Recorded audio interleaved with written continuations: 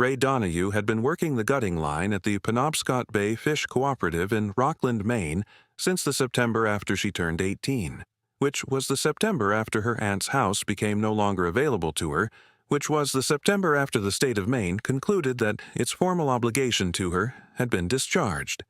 She was 19 now, and she lived in a rented room above a hardware store on Lime Rock Street for $410 a month. Utilities included, which was the primary virtue of the room, because the hardware store owner ran a propane heater in the basement that kept the building warm in a way the building would not have been otherwise at this latitude in this season. The work at the cooperative paid $17.50 an hour, and she worked 5 days and occasional Saturdays, and she had $940 in a savings account at the credit union on Main Street that she had not touched, because she had decided the first $1,000 was a floor and not a resource, and she was not going to go below it for anything that was not an emergency. The work was physical and cold and smelled in a way that took several weeks to stop noticing, and she did not mind it. She had grown up on the coast, and the smell of fish was not foreign to her, and the women on the gutting line were matter-of-fact and funny in the dry, specific way of people who do hard work in cold places, and she had found she preferred that to most of the other social environments she had encountered. Her parents had died in a car accident on Route 1 outside Camden when she was 16. A December night, black ice, a truck that came across the center line, and she'd gone to her aunt's in Thomaston and finished high school there and aged out of that arrangement at 18 in the way that arrangements like that tend to age out. Not dramatically, but simply by reaching the end of their natural term. She did not think about this often because thinking about it did not improve it, and she had things that needed managing. She had been managing them with the particular efficiency of someone who has learned that there is no one coming to manage them for her. And the managing was going reasonably well. The letter came to the Limerock Street address in early November, forwarded by the cooperative's office from an address she had listed on a form 2 years prior, and it was from an attorney in Belfast, Maine, named Gerald Foss, and it informed her that her great-great-uncle Callum Donahue's estate, held in trust since 1961 at a Belfast savings institution, had finally reached the end of its trust term, and that she, as the last documented descendant of the Donahue line, was the sole heir. The estate consisted of one parcel of coastal land in the town of Northport, Knox County, approximately 18 acres including a promontory, a decommissioned lighthouse structure in partial ruin, a stone outbuilding, and 200 feet of ocean frontage. The assessed land value for tax purposes was listed at a figure that stopped her reading for a moment, because oceanfront acreage in Knox County had a different relationship to assessed value than most things she had handled. She called Gerald Foss from the break room at the cooperative with her rubber gloves still on the counter beside her. He was direct and efficient and answered her questions without padding. The trust had been established by Callum Donahue in 1947, he said, instructing that the property be held until no living descendant under the age of 50 remained unmarried and childless, a condition that had persisted through several generations until Ray, who was 19, unmarried, and without children, and who was therefore the first qualifying heir in 64 years of waiting. Gerald Foss said the condition was unusual, and that Callum Donahue had clearly wanted the property to go to someone young with their whole life ahead of them, and that the law firm had been monitoring the family line for decades, waiting for such a person to exist. She took the bus to Belfast on a Thursday. She signed the documents. Gerald Foss gave her the deed and a key to the lockbox at the savings institution and a set of directions to the property. She took the bus back to Rockland and told the cooperative she needed Friday off, and they said that was fine. She borrowed a truck from a woman on the gutting line named Patrice who was generous with the truck, because she had grown up without much and understood what it meant when someone needed a vehicle for a day and did not have one. She drove north along the coast in the November dark, the road familiar in the way that Maine coast roads are familiar when you have grown up on them. The spruce pressing in on both sides and the occasional glimpse of black water between the trees, and she arrived at the Northport property at 7 in the morning as the light was coming up gray and cold off the bay. The lighthouse sat on the promontory at the end of a dirt track, a stone tower 30 feet tall with the lantern room gone. The iron railing at the top rusted through, the tower itself leaning perhaps 3 degrees south from true vertical in a way that would have been alarming in a building of lesser material, but in dressed granite simply looked like a pinion. The keeper's cottage attached to the base of the tower had lost its roof and 2 of its walls. The stone outbuilding, a square structure of the same dressed granite, was intact. Its roof was cedar shake, aged but present, and its single door was padlocked with a lock for which she had the key. She walked the promontory first. The track that led to it from the county road was 2 ruts through mixed spruce and birch, the ground between them grown over with blueberry scrub and bayberry, the kind of track that gets used twice a year and remembers neither visit. She walked it slowly, noting what the land was doing on either side, the spruce growing dense on the north slope, the birch opening up on the south where the ledge was closer to the surface and the soil too thin to hold conifers long. She had grown up on the Maine coast, and she read this land the way people who grow up on a particular kind of country read it. Not consciously, but the way you read a face you have known long enough that you are not aware of reading it. You are simply aware of what it tells you. The 18 acres ran inland from the point, mixed spruce and birch, the soil rocky and thin the way coastal Maine soil is rocky and thin, the underlying granite always close. But the 200 feet of ocean frontage was extraordinary. The promontory dropped to sheltered rock ledge on the south side and to a small gravel beach on the north, the kind of beach that appeared at low tide and disappeared at high, and the view to the southwest was open water to the horizon. She stood at the edge of the promontory for a long time, with her hands in her peacoat pockets and the wind coming off the water at a temperature that made her eyes water. And she thought about Callum Donahue setting this trust in 1947 and specifying that the property had to go to someone young, and she thought that was an unusual thing to be particular about, and that people who were particular about unusual things usually had a reason. She tried the outbuilding. The lock opened cleanly. Inside, a workbench, rusted tools on wall hooks, a coil of old line, nothing of apparent value. The granite walls were 2 feet thick and dry inside despite the salt air. She walked back to the tower. The base of the tower was solid, the granite courses fitted tight, the mortar between them, lime and sand, weathered but continuous. On the seaward face, at ground level, she noticed what the season had done. A November nor'easter, 3 days prior, had driven a surge tide that had undercut the fill around the tower base, exposing the foundation course of stones and a section of the rubble fill behind them. The storm had moved perhaps 4 feet of gravel and sand away from the foundation on the south side, leaving a raw, concave face of exposed stone and packed rubble. She crouched and looked at it. In the rubble fill, set back from the outer face by about 18 inches, something was not rubble. It was iron. A box, rectangular, its surface the uniform brown red of iron that had been in wet ground for a long time but had not rusted through. Sealed at the seam with what had once been lead and was now gray-white mineral deposit. She could see 2 sides of it. The dimensions she could estimate. Roughly 14 inches long, 9 inches wide, perhaps 8 inches deep. She looked at it for a long time without touching it. She had nothing with her to excavate it properly. She had a pocket knife and her hands and the rubber boots she stood in. She went to the outbuilding and found a short-handled shovel with a cracked handle that held when she tested it and a pry bar that had been used so long it had worn smooth at the grip end. She worked for an hour and a half. The soil was mostly sand and gravel, cold and damp from the surge, and it moved readily once she got past the first layer of packed fill. She worked carefully, not wanting to damage what she was extracting, clearing the material from around the box in sections, understanding the structure of what she was doing before she did it. When the box was fully exposed, she could see it was sealed. The lid fitted close, and the lead seal at the seam had done its job for what she estimated, from the depth of the deposit, was at least 130 years. She worked the pry bar into the seam with steady, even pressure. The lid gave on the 3rd attempt, with a sound that was partly the seal breaking and partly something releasing, a sound she would remember precisely for the rest of her life. She lifted the lid. The interior was lined with oilskin, blackened and stiff but intact. and wrapped in the oilskin were 2 separate packages. She carried the box to the outbuilding, out of the wind, and set it on the workbench. She unwrapped the first package.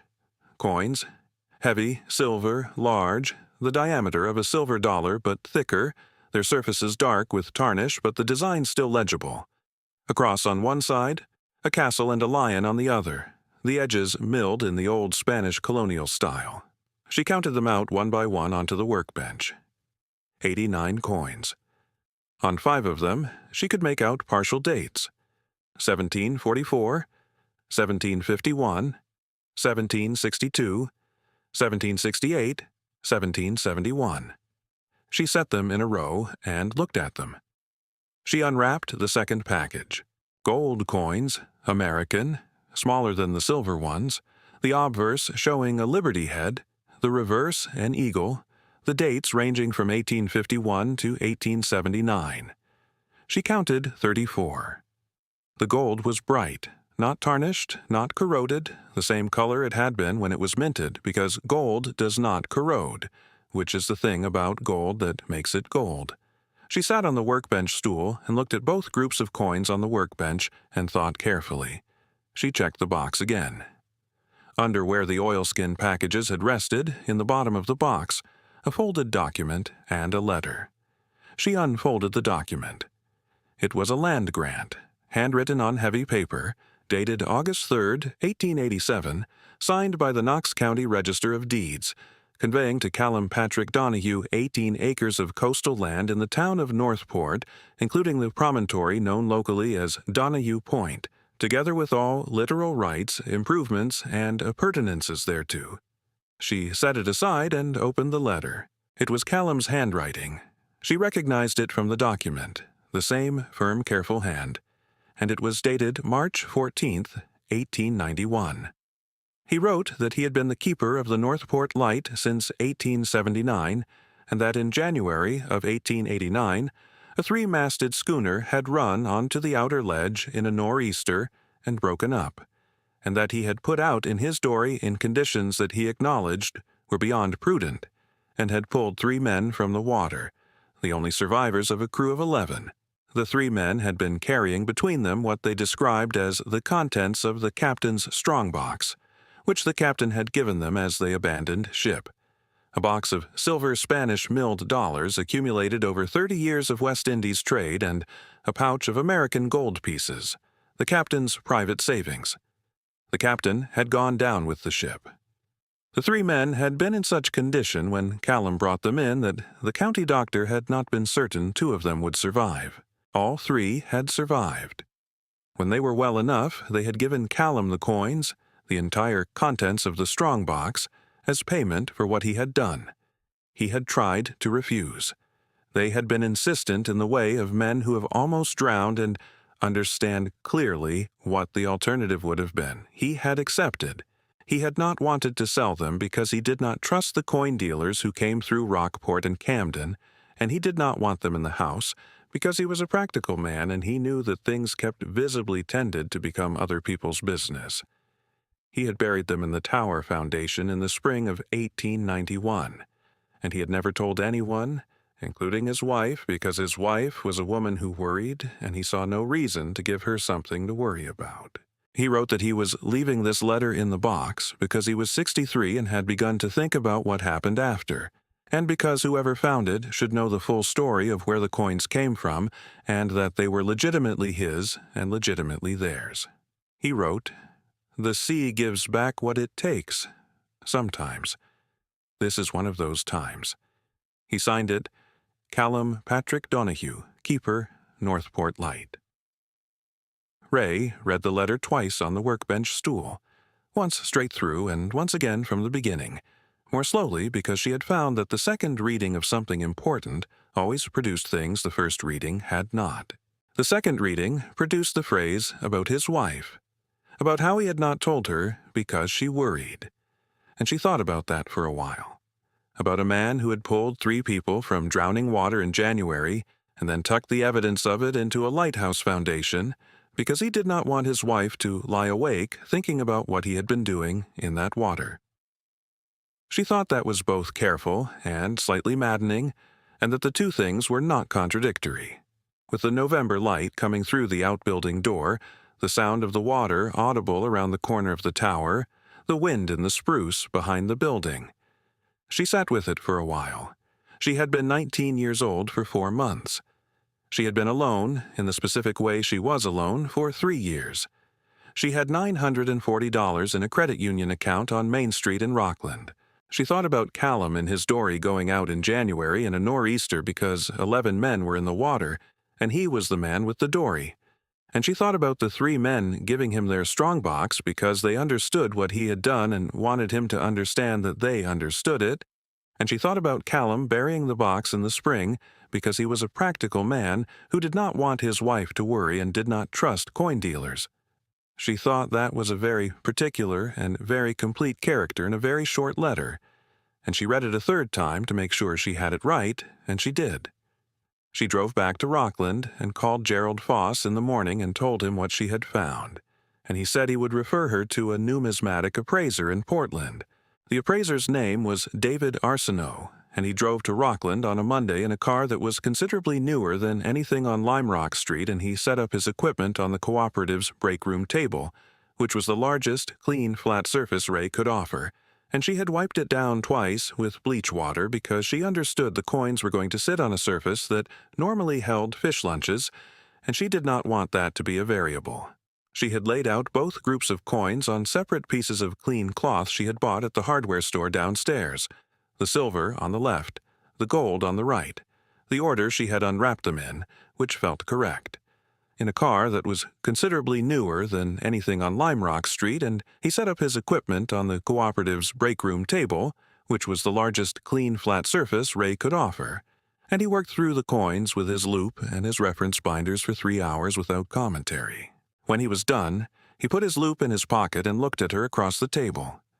The 89 silver coins, he said, were Spanish colonial pieces of 8, minted at the Mexico City Mint between 1744 and 1771, a date range consistent with the West Indies trade routes of that era. They were, he said, in condition that was exceptional for coins that had spent a century and a half in an iron box in a Lighthouse foundation, which was to say they were in fine to very fine condition with the tarnish cleaning to reveal surfaces that showed the original strike detail clearly. The current market for Spanish colonial pieces of 8 in this condition, he said, was between $1,800 and $2,200 per coin, weighted for date rarity. The rarest date in her set was the 1744, of which certified examples had sold at heritage auctions in the previous year for $2,800. Weighted average across the 89 coins, $1,940. Total, $172,660.